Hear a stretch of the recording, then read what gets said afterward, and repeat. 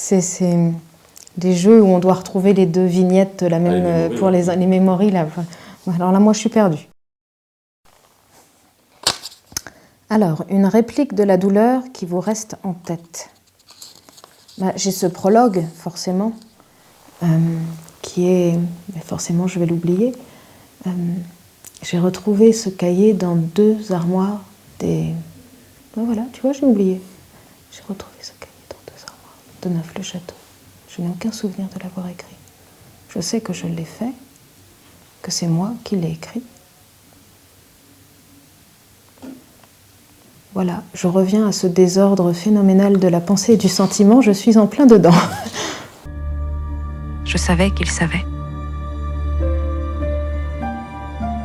Qu'à chaque heure, de chaque jour, je le pensais. Robert n'est pas mort au camp de concentration. Votre premier bout d'essai? Il y en a eu quelques-uns. Moi, j'ai commencé de bonne heure. Hein. Alors, il y en avait forcément quelques-uns insignifiants à 12-13 ans pour des pubs et toutes ces choses-là, mais il y a un essai qui m'avait plu. C'était Tornatore qui cherchait le rôle de la jeune fille dans La légende du pianiste sur l'océan. Et il était tombé sur des photos que j'avais faites avec Lindbergh dans le Vogue italien. Et il m'avait fait venir à Rome pour passer les essais.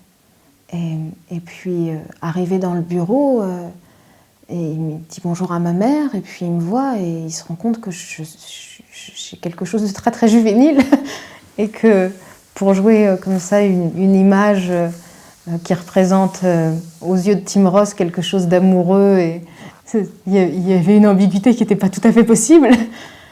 Et du coup, j'avais passé les essais. Je n'avais pas grand-chose à faire, hein, il fallait juste être là, je crois. C'était juste une présence, quoi. Et puis finalement, il m'a choisi. Mais j'ai eu de la chance parce que j'ai failli ne pas les passer et repartir directement à Paris sans même passer par la place Navonnet, quoi.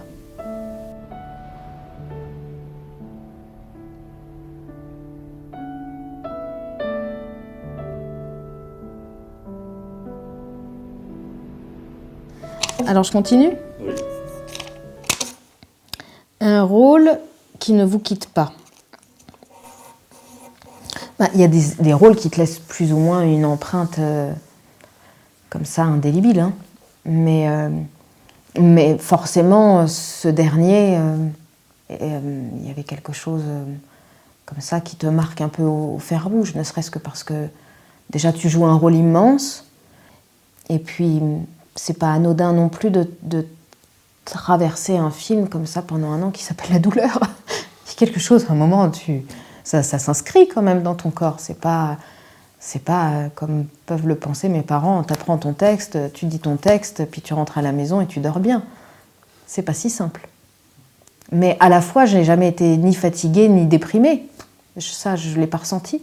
Mais en revanche, quand tout s'achève, que le film il est fini, qu'on n'a plus besoin de toi et qu'il va falloir que tu trouves un autre rôle pour raconter une autre histoire, tu as un petit moment où la douleur surgit d'une autre façon. Rabi arrive toujours très en avance sur l'heure donnée et il attend toujours assez loin de l'endroit du rendez-vous.